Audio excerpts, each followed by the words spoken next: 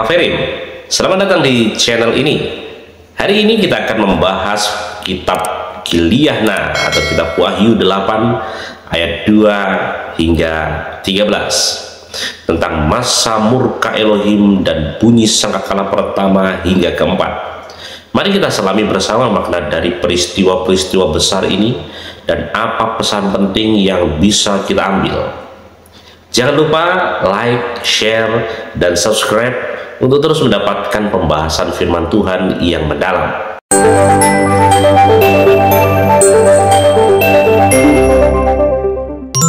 Baik, kita akan masuk di dalam pembahasan Wahyu 8, sangkakala yang pertama sampai yang keempat, dan teriakan darah. Nanti saudara akan bisa memahami apa maksudnya daripada teriakan darah. Kita akan baca terlebih dahulu ayat-ayatnya. Akan tetapi, ingat kemarin kita sudah menyinggung untuk session pertama mengenai time travel. Ya, saudara yang belum mendapatkan, saudara bisa ke channel ya, mungkin di tempat saya dan beberapa channel lagi yang mengkopinya ya, menguploadnya kembali, channelnya sahabatku Pak Adi, Kesyawati, kemudian ada banyak, Gamal Channel ya, channel ya, ada banyak yang setelah yang berafiliasi untuk memberitakan Dafar Elohim, kebenaran pola akar Ibrani yang benar. Saudara bisa melihat di sana apa yang saya sampaikan kemarin mengenai time travel, ya, perjalanan waktu. Nah, kalau kita lihat mengenai materi hari ini, Wahyu 8, mengenai sangkakala 1 sampai 8, kalau dilihat dari tabel 7 fase navigasi Dafar Elohim, kita ada di mana sekarang? Ya, di mana? Ada yang mau mencoba untuk menjawab? Kita ada di fase nomor berapa? 6, Pak. Ya, terima kasih. Ya, jadi kita ada di fase yang nomor 6. Nah, dari sini akan memudahkan kita ya. Saat saudara baca Dafar Elohim, kita sudah tahu, oh ini sebelumnya apa, sesudahnya apa, kisahnya bagaimana, dan apa makna rohaninya ya. Jadi sangat luar biasa sekali dengan adanya navigasi ini. Kita akan jauh lebih diberkati, kita akan jauh lebih memahami Dafar Elohim, dan kita akan jauh lebih jatuh cinta kepada Dafar Elohim ya, luar biasa. Nah, sekarang kita akan masuk di dalam pembahasan. Sebelumnya kita akan baca terlebih dahulu Wahyu 8 ayat 2 sampai yang ke-13 mengenai mengenai sangkakala ya. Meterai sudah selesai, mengenai sangkakala yang pertama sampai yang keempat. Ya, silakan Brother Henok untuk bisa membantu membaca buat kita semua. Terima kasih. Lalu aku melihat ketujuh malaikat yang berdiri di hadapan Elohim yang telah diberikan 7 sangkakala. Datanglah malaikat yang lain. Ia berdiri di depan mezbah dan memegang pedupan emas. Kepadanya telah diberikan banyak dupa untuk dipersembahkan bersama doa-doa semua orang kudus. Di atas mezbah emas di hadapan tata itu, asap dupa dari tangan malaikat itu membubung bersama doa-doa orang-orang kudus di hadapan Elohim. Malaikat itu mengambil pedupaan dan mengisinya dengan api dari mezbah itu, lalu melemparkannya ke bumi. Terjadilah suara gemuruh, guntur, dan kilat, serta gempa bumi. Ketujuh malaikat yang memegang ketujuh sangkakala itu mempersiapkan diri untuk meniup sangkakala. Malaikat yang pertama meniup sangkakalanya.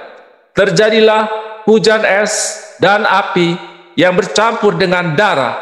Semuanya itu dilemparkan ke bumi, maka sepertiga pepohonan dan semua rumput hijau musnah terbakar.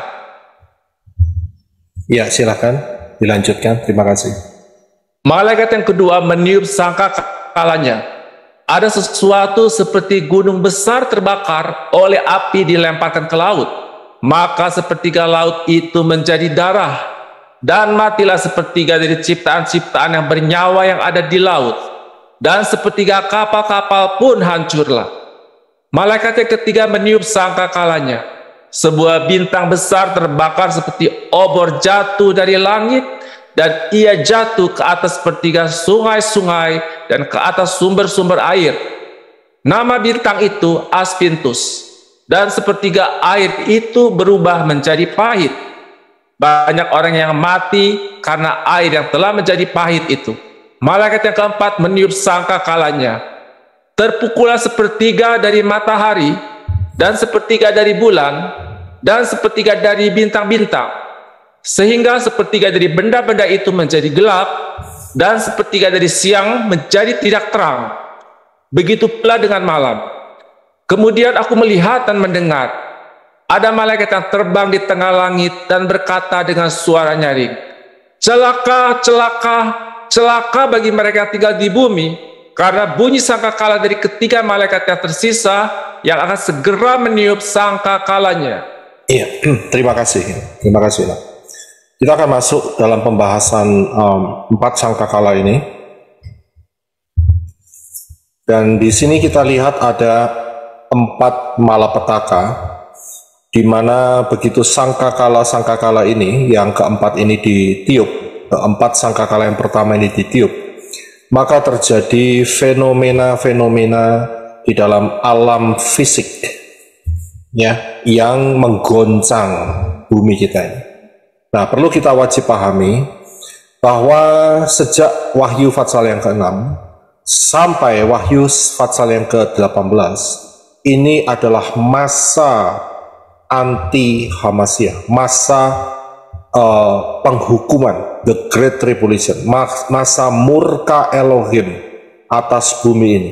Jadi kita harus paham akan ini terlebih dahulu. Jadi saat kita membaca Wahyu Fatsal yang ke-8 tadi, itu berarti ada di antara Wahyu 6 sampai Wahyu 18. Jadi kita tidak tersesat. Ingat, di dalam masa-masa ini tidak ada lagi yang namanya mempelai Yeshua HaMashiach. Karena mempelai Yeshua HaMashiach sudah rapture terlebih dahulu. Jadi kita harus hati-hati di dalam melihat kalimat-kalimat atau kata-kata yang dipergunakan untuk menjelaskan apa yang terjadi di dalam Wahyu 6 sampai 18. Ya, jadi kita harus hati-hati. Jangan salah ya, bahwa yang kita baca ini adalah di dalam masa murka Elohim, ya, murka Elohim. Kita harus paham terlebih dahulu itu. Nah, kemudian kita akan masuk, dikatakan bahwa malaikat yang pertama begitu meniup sangkakalanya terjadi hujan es, api, ya, kita sudah baca itu semua. Dan kemudian malaikat yang kedua, ya, ada seperti gunung besar yang terbakar oleh api, dilempar ke laut, dan sepertiga laut menjadi darah, matilah semua yang di sana, ya, sepertiganya. Dan kemudian kapal-kapal hancur, ya, kapal-kapal ini bercerita mengenai ekonomi. Kemudian malaikat yang ketiga juga saat meniupkan sangkakalanya terjadi bintang yang jatuh, ya, dan air, sepertiga air menjadi pahit dan banyak orang mati di sana. Begitu pula dengan malaikat yang keempat, ya, begitu ditiup sangkakalanya maka sepertiga daripada matahari, bulan dan bintang itu menjadi gelap. Ya, ini adalah fenomena-fenomena alam.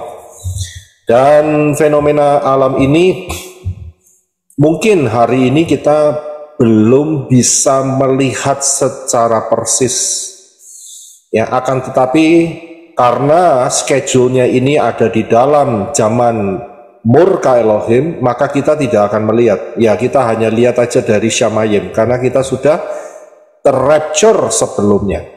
Akan tetapi kalau dicoba untuk menjelaskan, ini agak sulit, saudara. Ya, seperti apa, tetapi kita hanya bisa melihat gambarannya saja, bahwa yang terjadi adalah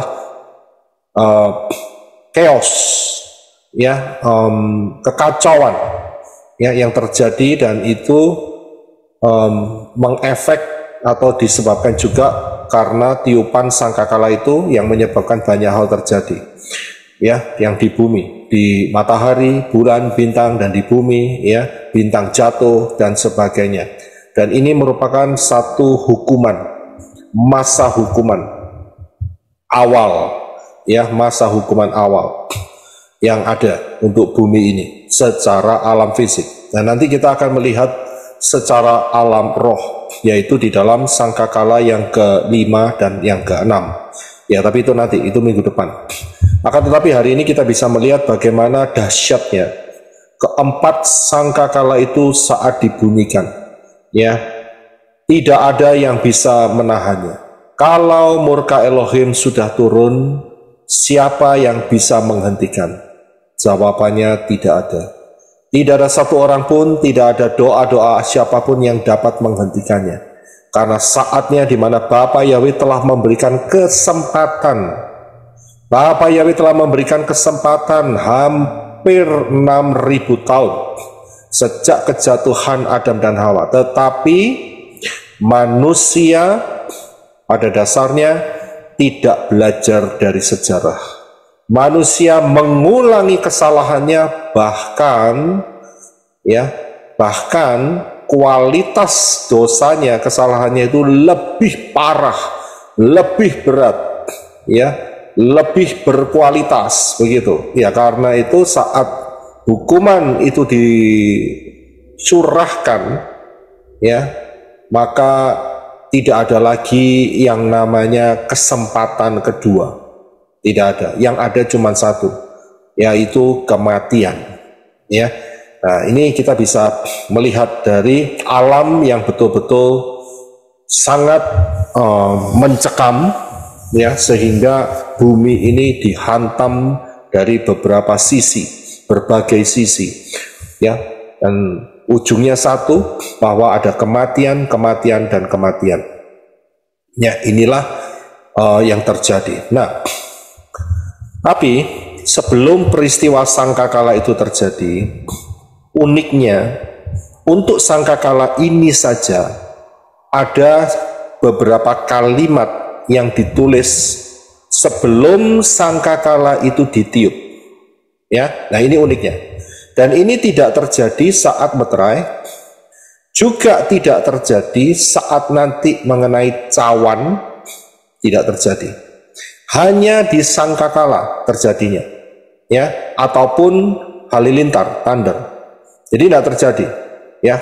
Kalimat ini spesifik sekali, yaitu ayat yang ketiga sampai yang kelima, ya, yang telah kita baca tadi. Kalau kita perhatikan, hanya ada saat terjadinya sebelum sangkakala itu dibunyikan. Ya, kita coba baca sekali lagi, ya, dengan perlahan-lahan. Wahyu 8 ayat 3 sampai 5. Datanglah malaikat yang lain, ia berdiri di depan mezbah dan memegang pedupaan emas. Kepadanya telah diberikan banyak dupa untuk dipersembahkan bersama-sama doa-doa semua orang kudus di atas mezbah emas di hadapan tahta itu. Asap dupa dari tangan malaikat itu membumbung bersama doa-doa orang-orang kudus di hadapan Elohim. Kemudian, ya, ini malaikat bukan malaikat yang membawa sangkakala. Ya, akan tetapi ada satu malaikat khusus yang membawa pedupaan. Ya, jadi di situ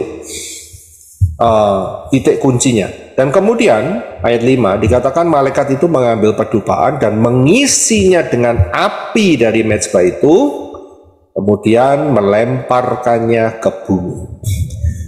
Sehingga terjadi suara gemuruh, guntur, dan kilat serta gempa bumi. Jadi, malaikat yang satu ini adalah malaikat spesial pembuka daripada malaikat yang membawa 7 sangkakala. Ya, jadi kita harus memahami akan hal ini. Jadi sebelum itu terjadi, ternyata ada satu peristiwa. Nah, peristiwa itu cukup unik. Mengapa? Karena malaikat yang satu ini nggak bawa sangkakala, nggak bawa meterai, nggak bawa cawan, tapi bawa pedupaan. Dan ditulis di sana ada diisi, yaitu doa-doa semua orang kudus. Ya, jadi dikasih dupa, kemudian dipersembahkan di hadapan Elohim bersama-sama doa-doa semua orang kudus. Nah, pertanyaannya, ya kan, siapakah orang kudus ini? Ya, jadi kita bisa kasih tanda tanya dulu di sana untuk supaya kita bisa belajar lebih dalam. Saya persilakan saudara boleh buka mic untuk menjawab. Siapakah orang kudus? Semua orang kudus di sini. Silakan. Kalau ada yang mau menjawab satu-satu ya. Terima kasih. Orang-orang yang sudah rapture, Pak. Orang-orang yang sudah rapture. Ada lagi? Orang yang sudah dalam Bapa Yahweh dan dibaptis.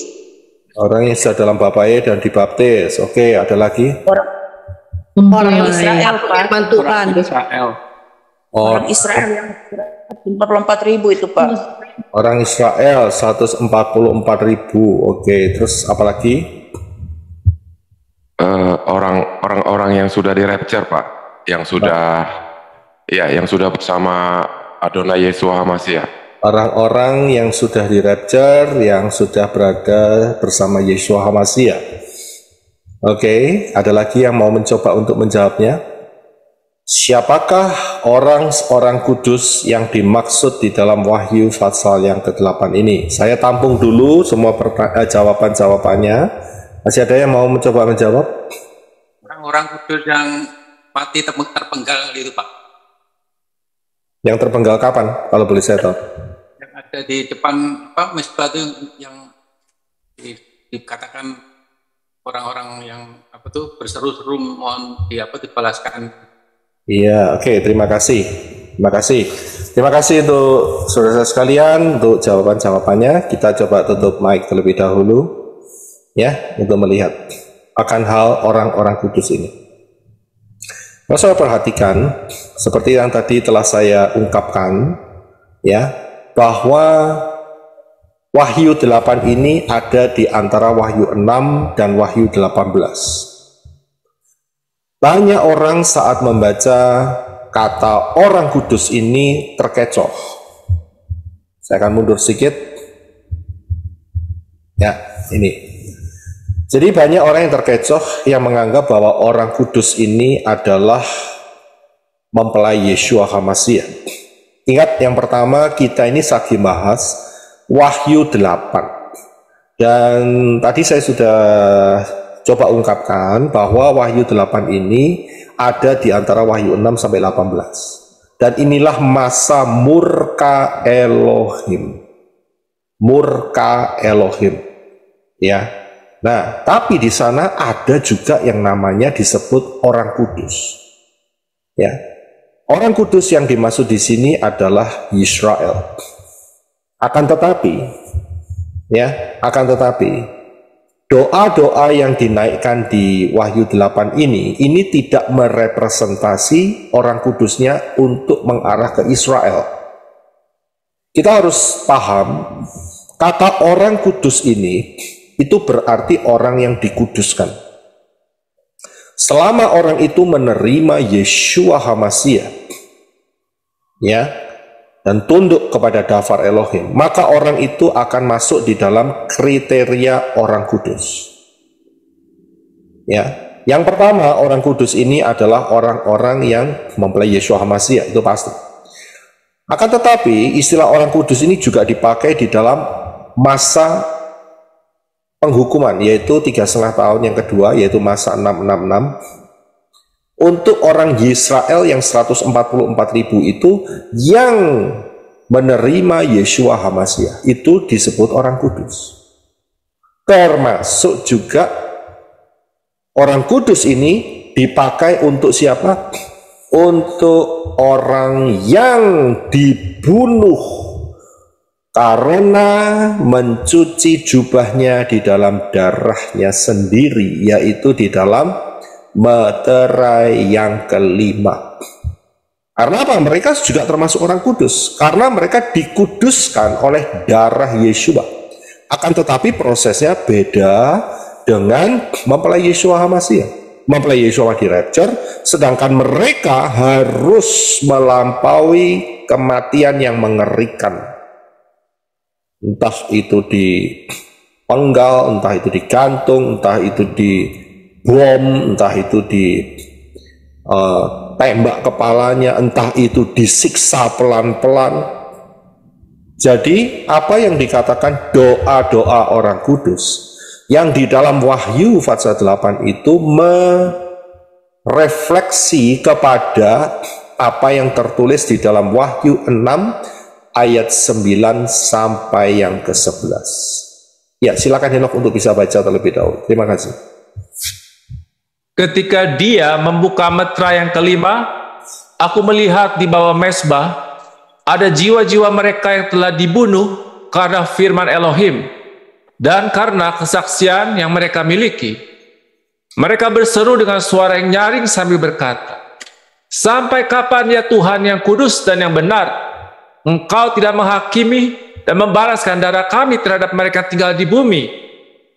Kepada mereka masing-masing diberikan jubah putih yang panjang dan diberitahukan agar mereka dapat beristirahat sedikit waktu lagi sampai genap jumlah sesama hamba dan saudara mereka yang akan segera dibunuh seperti mereka juga. Ya, terima kasih. Saudara bisa lihat, pengajaran ini saya sudah berikan di dalam meterai yang kelima. Coba saudara kembali ke sana untuk dapat memahami lebih detail. Ingat, meterai kelima ini bukan merepresentasi orang-orang yang mati martir sebelum rapture. Saya tegaskan sekali lagi, meterai yang kelima ini saya sudah buktikan di dalam pengajaran meterai yang kelima, ya, tidak merepresentasi untuk orang-orang yang mati sebelum rapture. Ini adalah sekumpulan orang-orang yang mati, yang dibunuh karena ketinggalan rapture. Jelas. Jadi kalau sampai saudara sampai hari ini belum paham, coba saudara kembali ke pengajaran meterai pasal yang kelima dan ubah konsep saudara, supaya saat saudara melihat keseluruhan kitab Wahyu ini, saudara tidak kebingungan. Ya, jadi kalau sampai saudara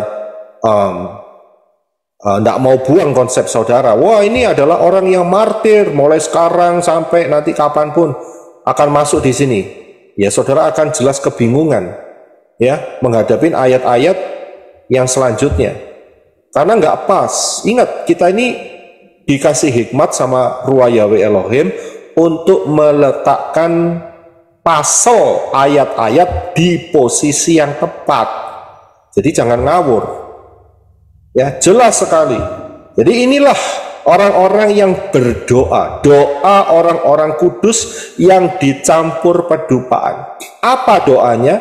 Yaitu tadi ayat 10, itu doanya. Sampai kapan ya Tuhan yang kudus dan yang benar, Engkau tidak menghakimi dan membalaskan darah kami terhadap mereka yang tinggal di bumi. Saya bisa lihat mengapa mereka menuntut penghakiman dan pembalasan, karena mereka dibunuh dan mereka minta penghakiman dan pembalasan yang fair, yang adil dan benar. Untuk siapa? Untuk yang tinggal di bumi. Jelas begitu kita lihat sangkakala itu berbunyi, kita lihat sebelumnya ada pedupaan dan kemudian dilempar ke bumi dan terjadilah gempa bumi, halilintar dan sebagainya. Itulah penghakiman, itulah pembalasan terhadap darah ini.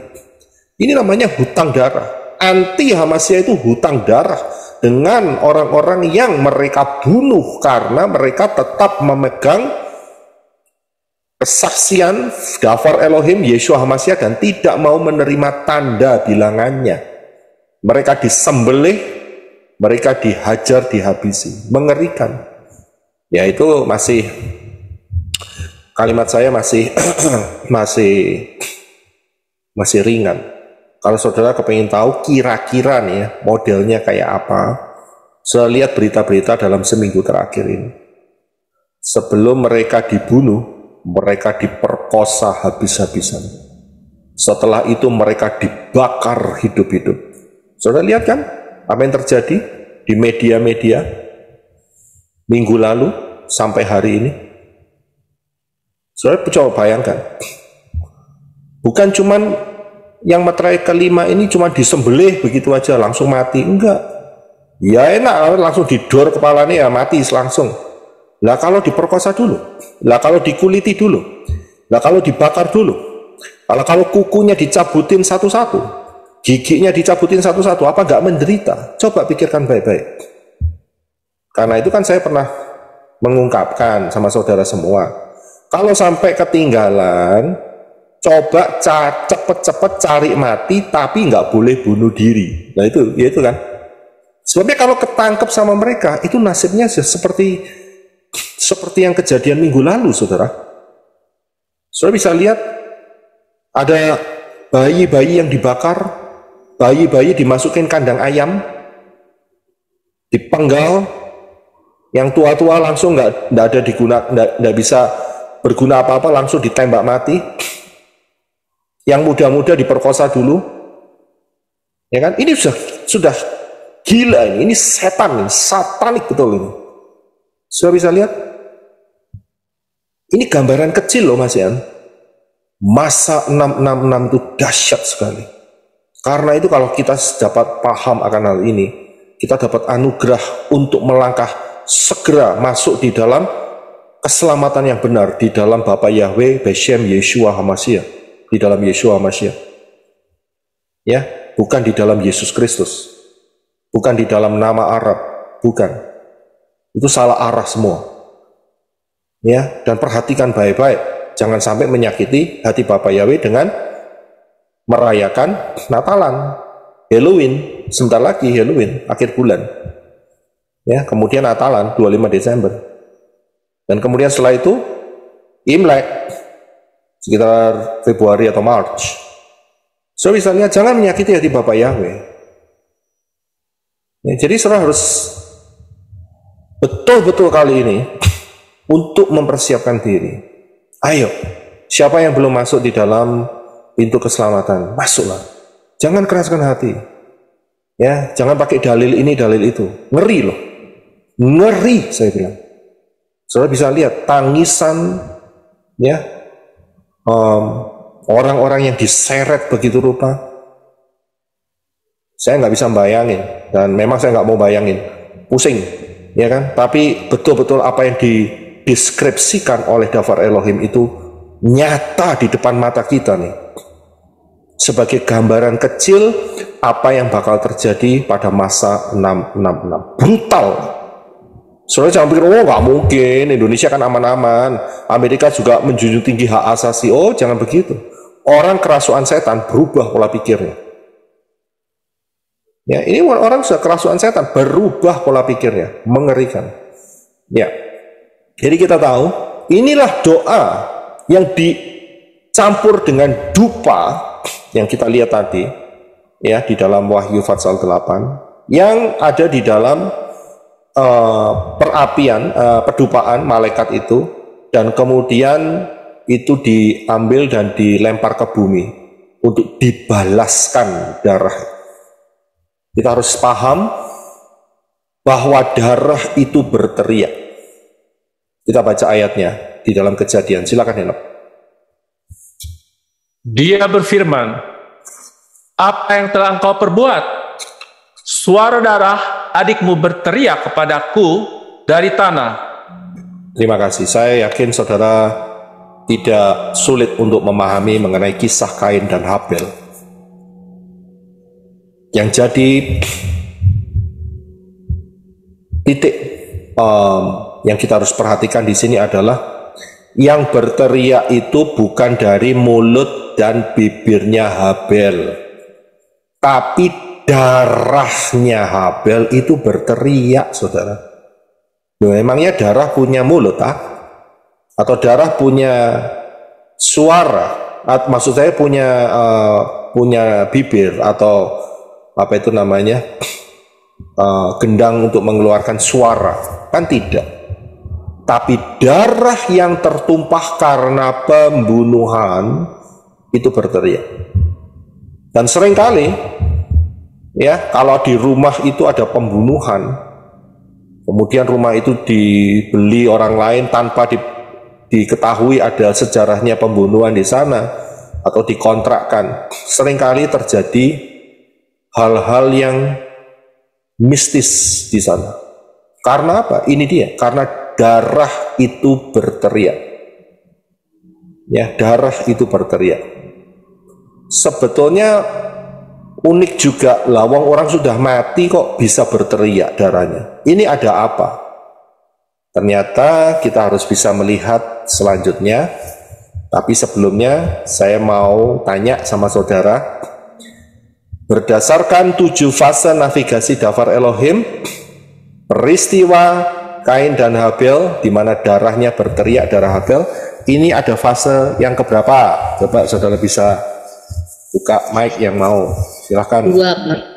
Fase yang kedua, ya. Betul, Ya, terima kasih. Ya, ini kan lebih gampang dong untuk melihatnya dengan navigasi ini.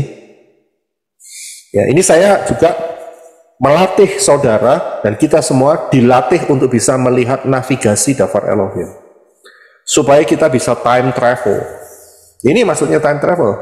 Saat kita buka peristiwa yang masa lalu, kita tahu di mana posisinya. Ya. Nah, tadi saya katakan, mengapa peristiwa ini ditulis? Kalau nggak ada maksudnya, emang kengangguran Bapak Yahweh untuk nulis ini? Tidak. Tetapi ada maknanya. Maknanya apa? Ternyata ada faktor nubuat. Masih ingat pengajaran kemarin mengenai nubuat? Siapa yang mau mencoba menjawab apa yang dimaksud dengan nubuat? Siapa yang masih ingat? Silahkan buka mic. Apa yang saya maksud dengan nubuat? Bicara tentang kedatangan Yesua yang pertama dan kedua. Iya, terima kasih. Jadi saudara paham ya, kalau sampai saya ngomong nubuat di dalam Tanakh dan Brit Kadasa, itu mengarah kepada kedatangan Yesua yang pertama dan kedatangan Yesua yang kedua. Dipaham? Bukan berbicara soal nubuat secara personal, tidak. Itu lain lagi ceritanya. Saya tidak bicara soal itu. Nah, dari peristiwa ini, di mana Kain membunuh Habel dan darah Habel itu berteriak kepada Yahweh dari tanah. Apakah ada faktor nubuat? Kita akan melihat di dalam Ibrani 12 ayat 24. Silakan Henok. Terima kasih. Dan kepada Yesua, pengantara perjanjian baru, dan kepada darah percikan yang berbicara lebih kuat daripada darah Habel. Iya, terima kasih. Jadi, saya ulangin sedikit, bahwa kalau orang, manusia, matinya dibunuh, itu darah berteriak. Itu prinsip. Kalau matinya normal, darahnya tidak berteriak. Ya, jadi kalau matinya kena serangan jantung atau kecelakaan, ya, itu tidak berteriak. Tapi kalau dibunuh perang, ya, terjadi yang seperti barusan ini di Israel dan juga pembalasan terhadap Hamas dan sebagainya, itu darah itu bicara, berteriak. Nah, kita nggak memperhatikan itu. Kita akan lihat di dalam Ibrani 12:24 dikatakan darahnya Yesua ini berbicara lebih kuat daripada darahnya Habel. Darahnya Habel itu sudah bicaranya kuat sehingga Elohim menjatuhkan hukuman terhadap Kain. Tetapi dibanding dengan darahnya Yesua, kekuatannya itu jauh lebih kuat. Darah Yesua ini bicara, saudara. Bisa lihat? Ya, kita akan lihat. Kalau Yesua tidak mati dibunuh, maka darahnya tidak bisa berbicara. Karena Yesua matinya dibunuh, maka darah Yesua itu bicara.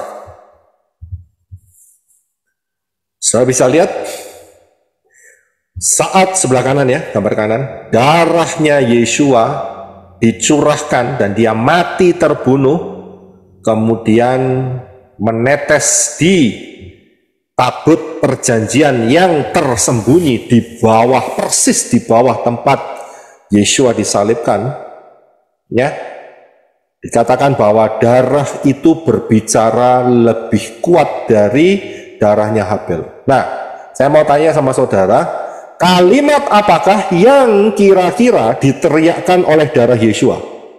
Silakan saudara buka mic kalau mau jawab.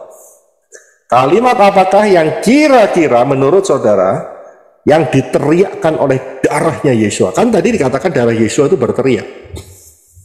Kira-kira masa bahtani. Eli Eli lama sabahtani. Oke, terima kasih. Saya tampung dulu. Ada lagi? Sudah selesai. Sudah selesai. Ada lagi? Bapak, ampunilah mereka, sebab mereka tidak tahu apa yang mereka lakukan. Ya, oke, saya tampung mengenai Bapak ampunilah mereka. Ada lagi kira-kira apa yang diteriakkan darah Yesua? Sudah lunas dibayar. Sudah lunas dibayar. Baik, saya akan memberikan satu yang paling top. Terima kasih untuk semua jawabannya. Saya akan memberikan satu yang powerful mengenai apa yang diteriakkan darah Yesua, yaitu Lukas 23 ayat 34. Silakan Henok untuk bisa baca.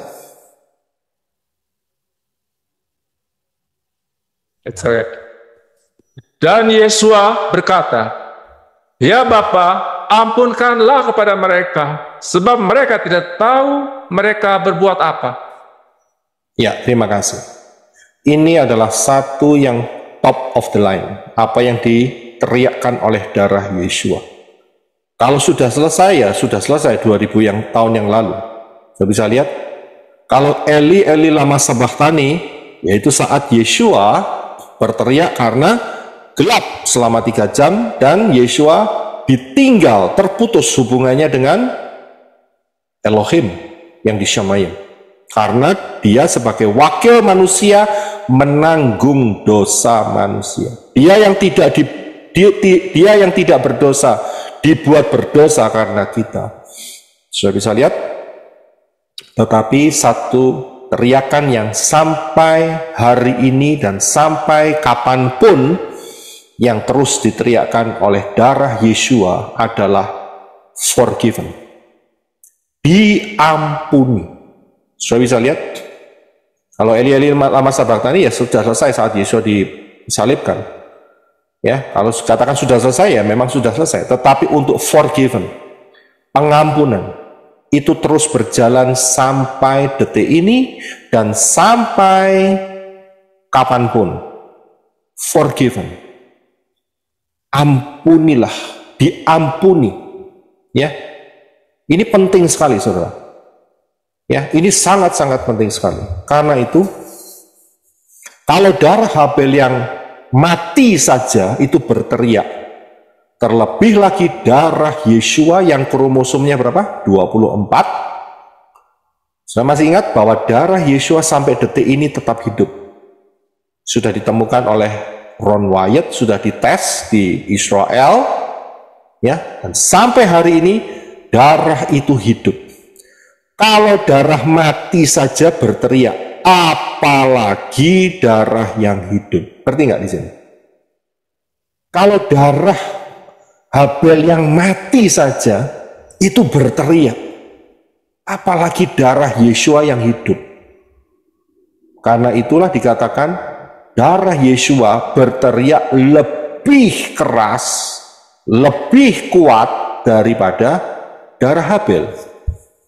Saudara bisa lihat perbandingannya. Ini ada makna profetiknya, saudara.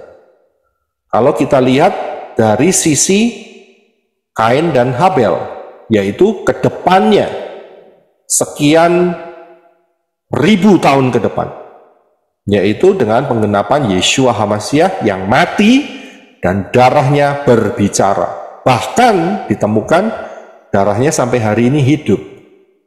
Saudara bisa lihat, darah Yesua yang hidup itu berteriak, berbicara dengan kuat sekali. Karena itu, kita lihat di dalam Roma 13:14. Silakan Enoch. Tetapi kenakanlah Tuhan Yeshua HaMasiah dan janganlah menjadikan angan-angan kedagingan sebagai hasrat. Iya, terima kasih. Rabi Saul mengatakan kenakanlah Yeshua HaMasiah.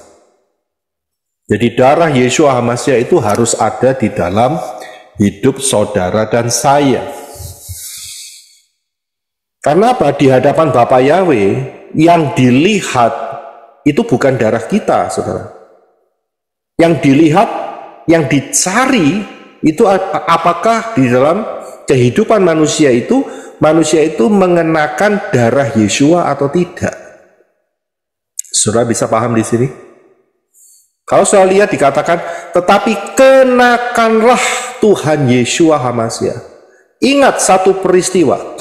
Adam dan Hawa jatuh dalam dosa, mencoba untuk menutupi ketelanjangannya dengan daun pohon ara. Tetapi Bapak Yahweh berkata tidak demikian. Bapak Yahweh menyembelih domba yang tidak bersalah dan kemudian mengenakannya, mengulitinya terlebih dahulu dan mengenakannya sebagai penutup ketelanjangan manusia. Dan pada saat dikenakan itu darah domba itu masih fresh, masih segar, menutup ketelanjangan daripada Adam dan Hawa. Dan cara inilah yang harus dipakai. Karena itu Rabi Saul tahu persis akan pola ini. Jadi manusia yang percaya kepada Yeshua HaMasiah harus mengenakan darah Yeshua HaMasiah, harus pakai. Kalau tidak, maka akan dibantai sama setan. Ya, jadi ini peristiwa penting, ini harus, ini kritikal sekali. Gambarannya juga ada saat Pesah, di mana orang Israel diperintahkan untuk menyembelih domba yang tidak bercacat dan darahnya dioleskan di ambang pintu sebelum mereka keluar dari Misraim, Mesir. Harus diaplikasikan, harus dikenakan supaya roh maut, malaikat pencabut nyawa, malaikat kematian tidak mengambil anak sulung, tidak mengambil jiwa di dalam keluarga itu. Jadi harus dikenakan. Ya. Dan kita tahu sekarang elemen apakah yang digunakan? Ada yang mau jawab? Kira-kira elemennya apa yang digunakan?